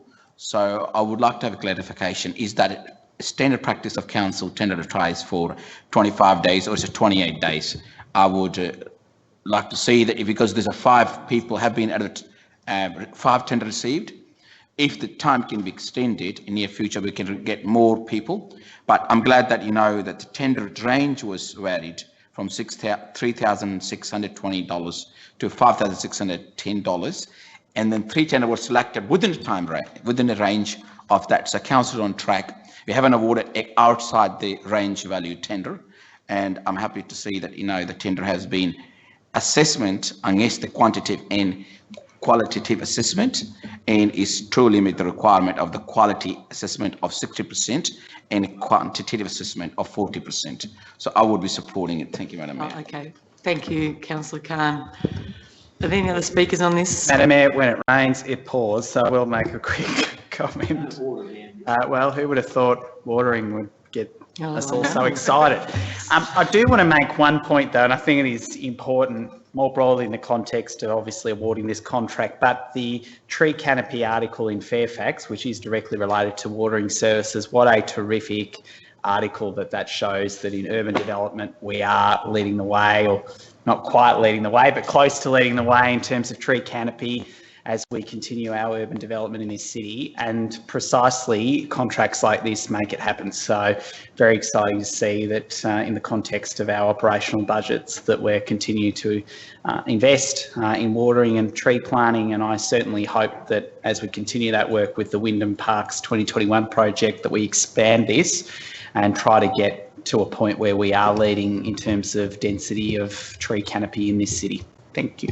Thank you, Councillor. Are there any other speakers on this item? I now put it to a vote. All those in favour? All those against? The motion is carried. Item 8.5, awarding of contract C2101/18, extension and alternation to the Grange Community Centre and Sports Pavilion. The report is on pages 147 to 151. The recommendation is on page 148. Attachments are nil. Councillors, do I have a mover for this item? Thank you, Councillor Gibbons. Do I have a seconder? Thank you, Councillor Barlow. Would you like to speak to this item, Councillor Gibbons? Any other speakers on this item? Thank you, Councillor Maynard. Thank you, Madam Mayor. It just goes to show that whilst this council is quite proactive in producing strategies, which we did with the sports strategy in 2017, with what our projections are and what we need in going to the future, which I've said on a number of occasions, to the vicinity of $975 million. It also shows that this council is constantly considering the existing infrastructure that we have and if it's fit for purpose. And in this case, it's not, it needs to be, I suppose, revamped. and some renovations and such made, and this is what we do, what is being proposed. So I commend the report. Thank you, Madam Mayor. Thank you, Councillor Maynard. Are there any other speakers on this item? Councillor Barlow. Thank you, Madam Mayor. Very briefly, the reason why this community centres had to be expanded is because there are very few community centres around that area. I think the closest one may be near the Glenorden football ground, the centre there. I think there's Central Park. Thank you, and the one that's in just off Morris Road. Give me the name of that one too. That's Central Park. What about the one in Kookaburra Avenue? Wyndham Park. Wyndham Park. That's Wyndham Park. That's good. Okay. And the community is growing around that area. There's the people that have moved in are having quite a number of children. And when we designed this original building, it was designed so that you can add onto it without having to knock down whole blocks of it. So it actually, if you want to see the original Grange Community Centre, you've just got to go out to the car park back here and see it. And what you see now is what came out when that was moved, and this one was built. And it's been on the books for a couple of years that there's going to be some extensions there. We have to count the second biggest soccer club in the municipality, Hoppers Crossing Soccer Club, are co-tenants with the community centre there. And the community centre actually has a very good after-school program with the Grange Primary School as well. So there's the extensions has been long waited for, and I know from having not only been a council representative to that community centre in my previous life, but when I quit council in 2008, I actually went on the board. One more minute, Councillor Barlow. I went on the board there and served on the board for about 4 years as well. So we're coming back in 2016. I was quite happy to see that there was plans being put into place to actually extend it because it was quite needed. And I know that Councillor Gibbons has long been a very interested member, as other ward councillors have as well, and attended quite a number of committee meetings. And they're always interesting because I always love going to community centre committee meetings because they all want something. We can't always give, but if you're patient, it could happen. Thank you. It could. Thank you, Councillor Barlow. Are there any other speakers on this item? Councillor Khan. Thank you, Madam Mayor. I'd just like to council's process. I think it's a great way of the council have used the BWFM criteria to make sure the best value for the money will be assessed, and criteria will be assessed against the criteria given here. So they all meet the criteria, 15%, 25, all up. And also, though, the company will engage, because it's important who we're voting for, we're giving a tender. I know to know good story what community does it, but it's important the company with tendering it don't go outside the financial, don't go bankrupt or things like that. But this is a good company, and it has been working with the councils in the past, so it does have a local experience. They have the company we're doing a contract, Malcomb Pty Limited, have constructed successfully in the past saltwater community centres, Hummingbird Sports and Moffitt Sport Reserve and other work. So I'm glad to see that it does also have a good interview when high-ranked tender awarded. It says that after the tender gets successful, in 4 weeks' time, the contract can be commenced. And also, though, Madam Mayor, it says they have 160 days to complete the work, which is, I think, adequate to complete the work. So I'm pretty happy with the officers done a great job, negotiated a good tender, and this is sort of quality contractors we have in the council, so we can have a public's confidence saying that ratepayers' money have been given to the proper companies who know how to do the job on time. Thank you, Madam Mayor. Thank you, Councillor Khan. Are there any other speakers on this item? I now put it to a vote. All those in favour? All those against? The motion is carried.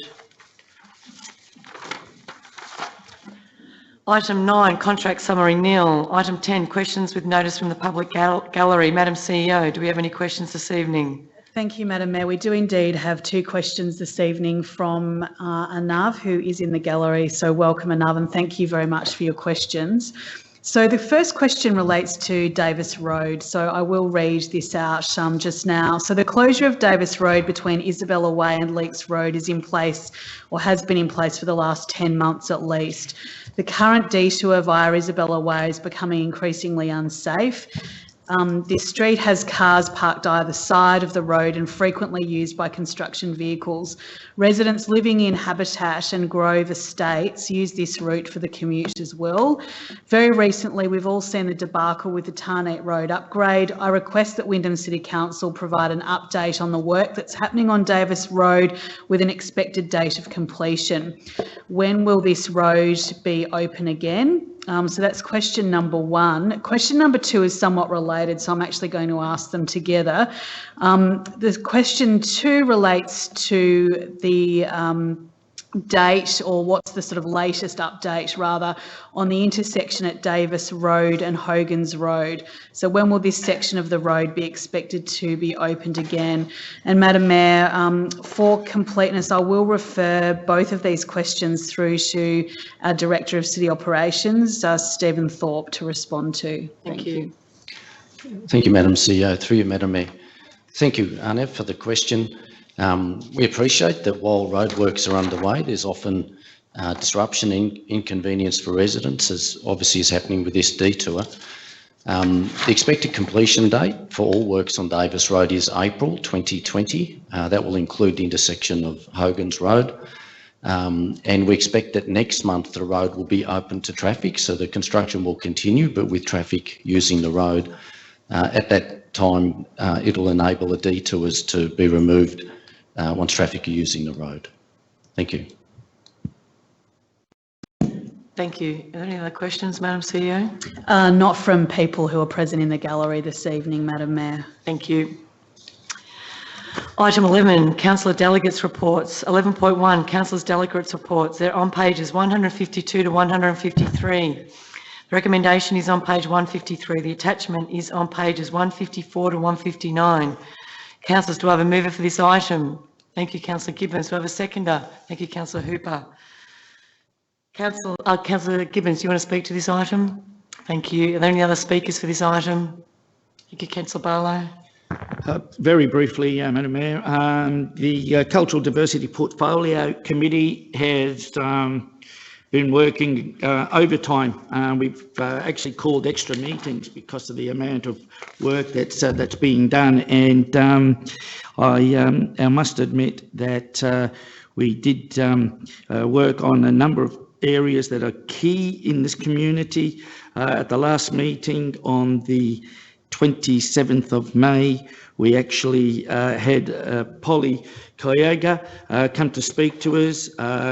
He's been employed, along with a whole range of other people have been employed, to actually work out of the WCEC, and they're spending an awful lot of time doing some very, very good work with our African communities, especially the South Sudanese, helping a whole range of young people with funding from the state government. It's a state government funded project, and they're doing some great work, and he came along to give us an update on what's happening.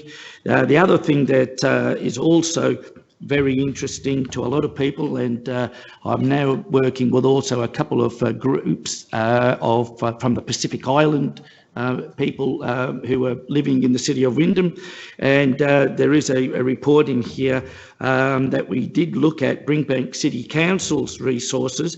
It's called A Profile of Pacifica Young People in Brimbank, and how what they're doing with young people from the Pacific Islands can be used here in Wyndham, because I am a great believer in not reinventing the wheel. If another council's got a great idea, let's not ignore it. Let's embrace it, change it to how it will suit us, and so we're working in that area as well. And then tomorrow night, of course, we've got an extremely important meeting, and I'll encourage all councillors to come along. It's to do with the mental health and cold communities, because it's all very well to say that we've got all these people from different backgrounds moving into our community, and unfortunately it's not only can be very, very stressful, coming to a new country, coming to a new community such as Wyndham. But it also puts a lot of stress, and I've had a number of meetings with people of diverse backgrounds where the culture of Australia actually can be quite stressful on families between husbands and wives. It can be quite stressful between husbands and wives and their teenage children because they've got a certain way that they want to bring up their families. And of course, the kids see the wide variety of things that they can do within the Australian community in education, sports clubs, community clubs, or even going to the local shopping centre with their friends.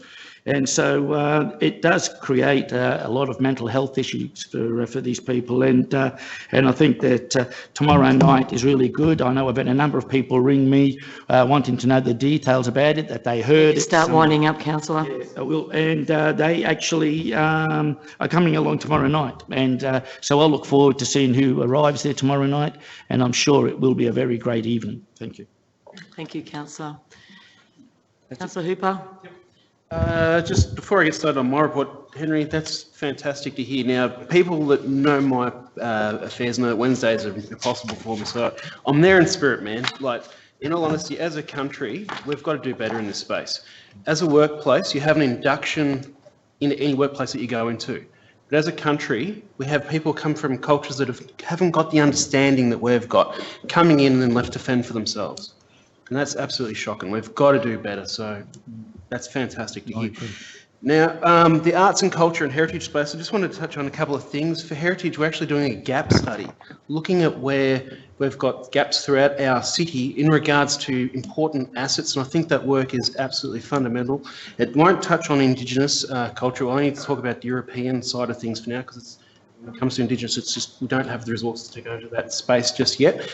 But from a European perspective, the tri-stone walls and stuff like that, it's important work. We need to recognise what we've got, and so we don't lose it.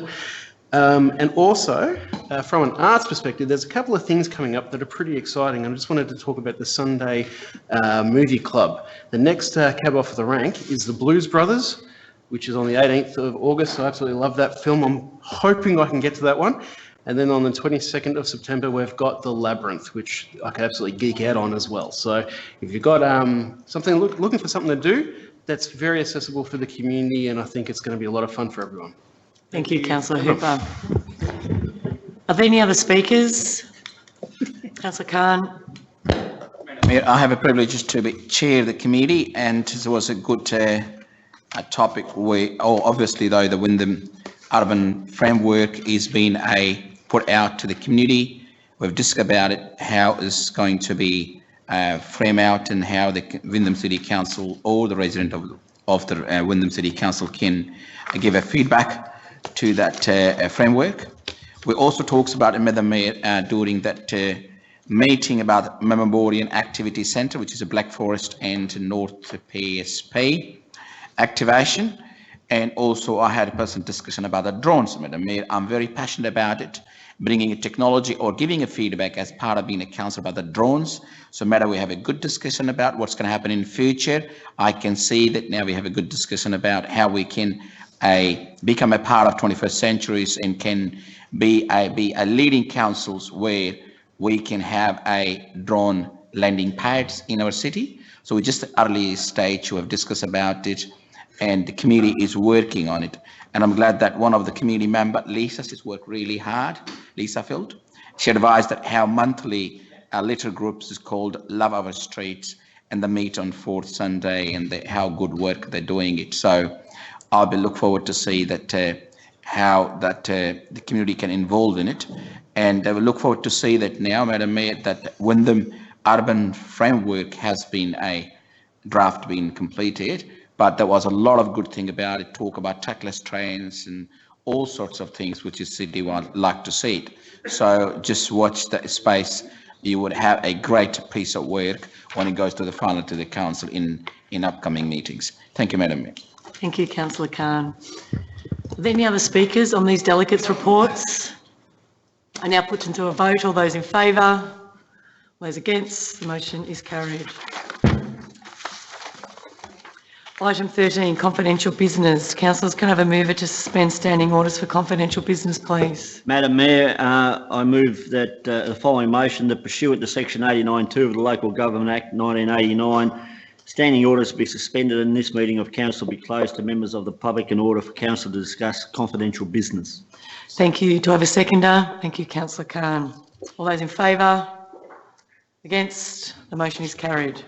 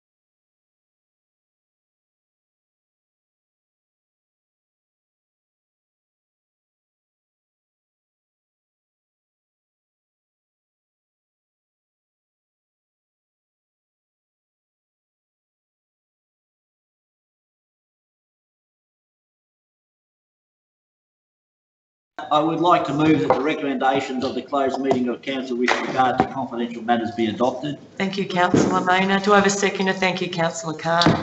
Councillors, I'll now put this motion to a vote. All those in favour? All those against? The motion is carried. I now declare this meeting closed at 9:09 p.m. Thank you, councillors. Very good discussion, debate tonight. Well done.